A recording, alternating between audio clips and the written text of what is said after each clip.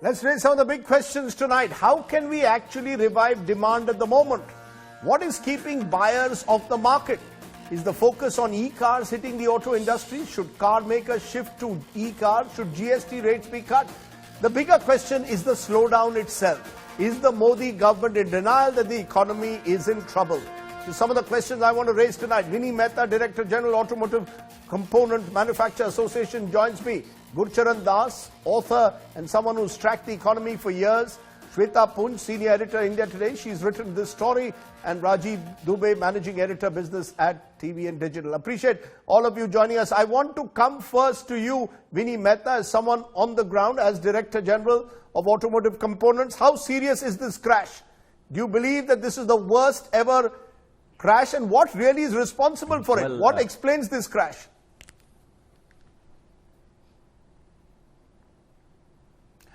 Rajeev, the situation is really bad on the ground. It's unprecedented, it's alarming, it's shocking because, month on month we are witnessing sales crashing. And, there are many reasons for this. One it really began with some degree of maybe instability with the election that brings in. But beyond that, the market has just not looked up, and it's very worrying. There are increased fuel prices, the insurance cost for two-wheelers having gone up, inclement monsoon, now a non-uniform monsoon, problem with the NBFCs, and unfortunately what happens is within the sector, whether it is the two-wheelers, whether it is the pass cars, whether it is the commercial vehicle, whether it's the tractors, right, all the business cycles are on a downward spiral and there is no stopping. The industry is really very worried. As I said, this is never before unprecedented. So it's a downward spiral. Shweta, Punj, while and we're not too sure how things are going to shape up. Yeah. So it could get worse. Absolutely. It could get worse. That's the worry, that it could get worse. Shweta, Punj, while investigating and reporting this story, what did you find? What's the reason for this crash? Indeed. Right, Rajeev, when we started working on the story, we saw the data. The data was there in front of us. For the past 10 months, we could see that sales across all segments of the automotive sector, which includes passenger cars, commercial vehicles, two-wheelers, were crashing, were coming down. And that's unprecedented because we've not seen this in the past. We've had slowdowns in the past, but a time when all segments of the automotive sector is crashing. It was a very unique scenario, and industry players were themselves very confused about what's really going on. And I've been having these conversations with automotive manufacturers for the past few months. Initially, the feeling was that maybe it's the NBFCs, or is it the slowdown? As it turns out, it's a cocktail of all these issues. And what's unfortunate is that you anyways had a slowdown going on in the economy, but on top of that, there has been a lot of regulatory uncertainty. This entire focus, this entire narrative on electric vehicles has confused the consumer, it has confused the manufacturer, it's just led to very mixed signals in the industry. And from my analysis, I think that's one of the key reasons, besides the fact that that consumers are not getting financing that easily. There were days when a bank loan officer would come to your house and sanction a loan. He would, get all the documents for you. The car would be driven to your house, but that's not happening anymore.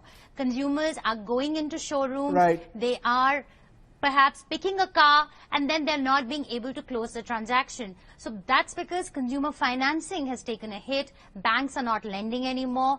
NBFCs are not financing the dealerships. NBFCs are a key source of financing for dealerships and a lot of rural areas. Yes, go ahead. You're giving us the picture of what's happening in auto, but I want to, for a moment, just broaden it, Gurcharan Das, because look at what's happening. It's sector after sector.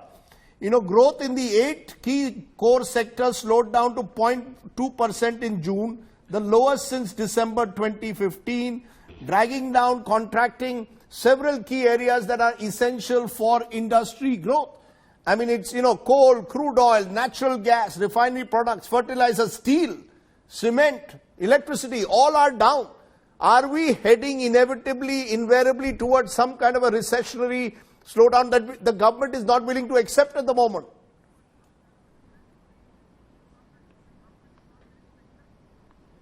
Well, I think it's a broader problem. And certainly the automobile industry is the most dramatic example. But there is pain everywhere. And you know about, people talk about the lack of demand, the NBFC problem, the NPAs, all these are known. But let me give you one telling statistic which will tell you about the pain and the state of the investor confidence. And this is the fact that in 2007, corporate profits was 7% of GDP in India. They were also 7% of GDP in the United States. In 2019, corporate profits are 2% of GDP in India, and they are 10% in the United States. This figure to me really represents the fact, explains to me why I've never seen the investors' sentiment as bad as it is right now. And for me, really, the attitude of the government bothers me very much, because, you know, just 2 days ago, there was news that they are now criminalizing corporate social responsibility if you don't meet your 2%. Now the whole this is philanthropy. Philanthropy should be voluntary. But for them to say that if you don't spend your 2% in the way we like it, they can put you behind bars. Now, what message are you sending? I'll give you another example. A little while ago, you know, one of our real problems in India has been exports. And we are not part of the global supply chain. One of the largest buyers in the world was in India, and they wanted to talk to the government, and they wanted to increase the buying from India and make India part of the global supply chain. Well, one of the top persons came from that company in the United States, and he had an appointment with a government official. He was made to wait 1.5 hours. And then when the government official arrived, he was totally unprepared for the meeting. He was shuffling around his papers. He didn't know what this meeting was all about. I mean, look at the contrast. In China, they lay out the red tape for you. And that's why investors feel welcome. In India, we wrap them in red tape.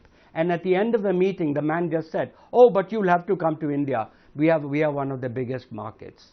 Now, that's not, that arrogance that still exists, that should not exist. I'd give you one more example. Yes. And that was, you know, now the angel tax is gone. But what was the thinking in this government which said that if I give you 100 rupees as an investment, you have to pay 30% tax? Is that something logical? I'm really very, very saddened by this. You know, you're hearing more and more voices finally coming out and speaking. We had Mohan Das Pai 2 nights ago. We've got Gurcharan Das today. Yeah, we've had Rahul Bajaj. People who, you know, were sort of, in a way, some of them at least were seen to be cheerleading Mr. Modi at a time. Certainly Mr. Pai was. Now you've got a situation where they're raising questions. And we just want to know, is it the fact that, why is consumer demand not picking up, Rajeev? What is the problem? So Rajeev, economic revival always depends on consumption. It's been done over and over again, and that consumption is typically driven when the economy is at its bottom. It has to be driven by the government itself. The consumption will not come, the confidence in the economy is not going to come from an individual private investment as the economic survey wanted. Private investment before consumption is almost like putting the cart before the horse. You know, when you have the capacity utilization in the industry at 70%, how are you expecting private investment? Private investment is never going to happen. But consumer demand, what is going to kickstart consumer demand? So consumer demand is a contagion effect that happens when there is public expenditure. public expenditure from the government into all kinds of things, including infrastructure building, which they are doing. Which is what the finance minister keeps claiming they are doing. They are doing, and also the capital expenditure into the economy, also the DBT transfers. Now she believes, the finance minister believes, at least she said in our debate, that she believes that just the DBT is good enough to improve consumption, but actually no. But why is it not happening? Because individuals are not confident. They are holding on to their Why money. are they not confident? They're not even confident about their job next this year, next year, or maybe next month. If there is a downturn, if there are jobs being cut across industries and across sectors and across companies, nobody is confident about what their future is like. So unless this problem is resolved, which can be only, like I said, public expenditure has a contagion effect on hundreds of industries around the economy, and they tend to blow winds into the rest of the economy, and the economic cycle starts churning all over again. But it's not happening at the moment. Vinnie Mehta, 300 dealerships have shut shop in the last 1 year, we are told. Are you seeing more layoffs? Will there be heavy layoffs, which is the big worry again? Right. Oh yes, indeed. I come from the component industry, and the situation is alarming. We could have layoffs in the range of 8 to 10 lakhs. We are one of the largest employers in the country. We employ about 50 lakh people, and already the production cuts are in the range of 20 to 25 people. You're saying 20% of your industry could be laid off? A very serious problem for the country. You're telling me 20% of your industry could be laid off? Yes, indeed. Yes.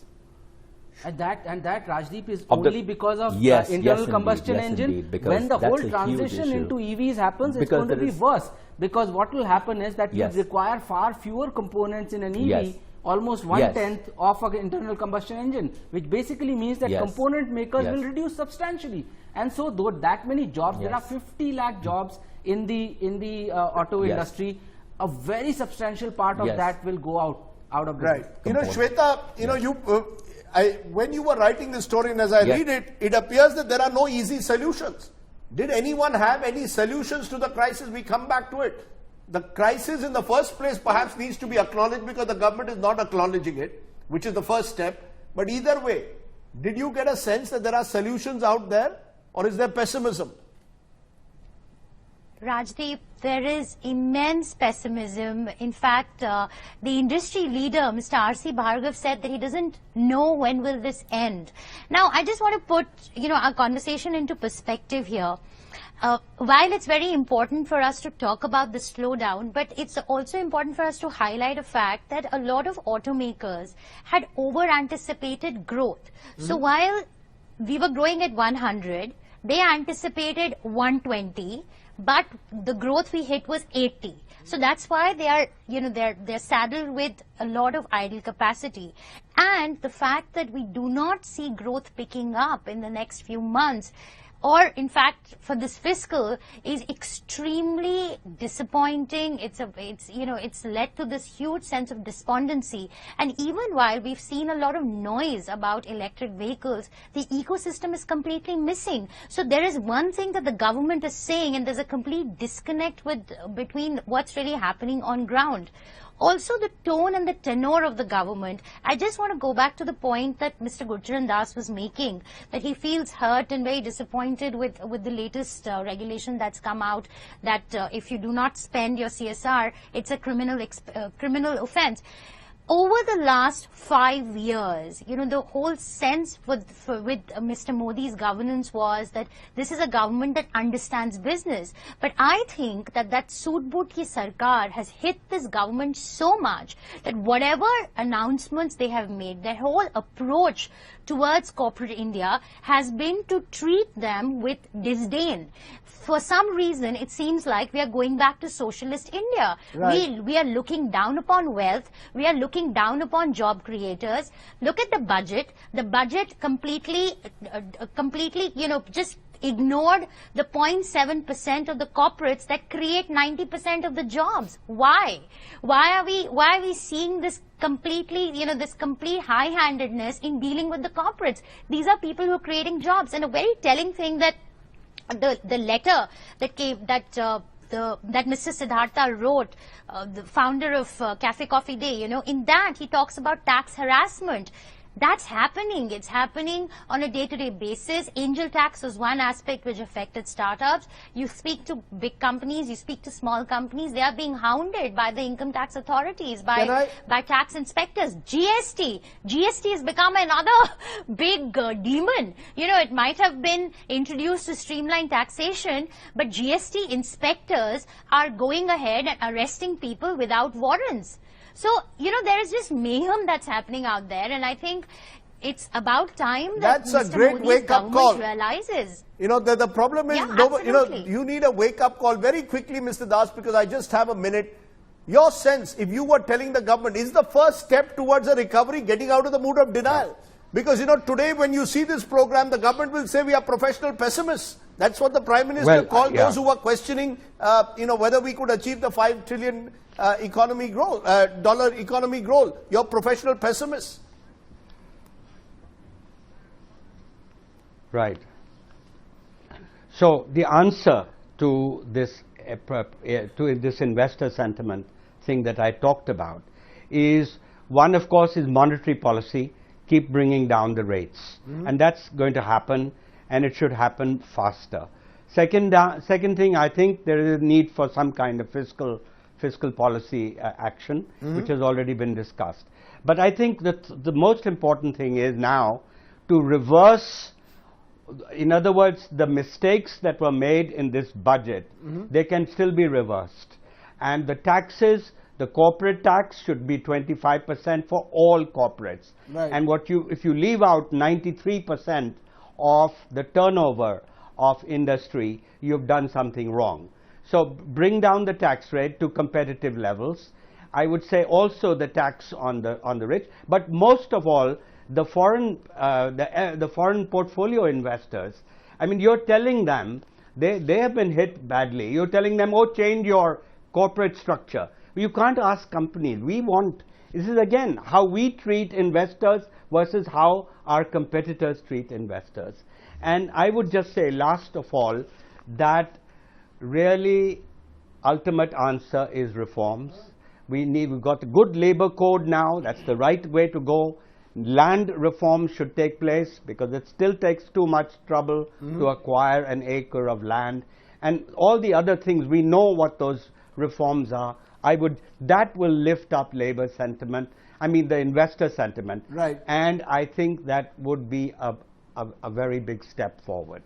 Well, those are steps which at the moment the government seems reluctant in many cases to take. It's just the attitude towards business which is surprising at the moment. But clearly corporate India is hurting. I appreciate all of you joining us here on the news today.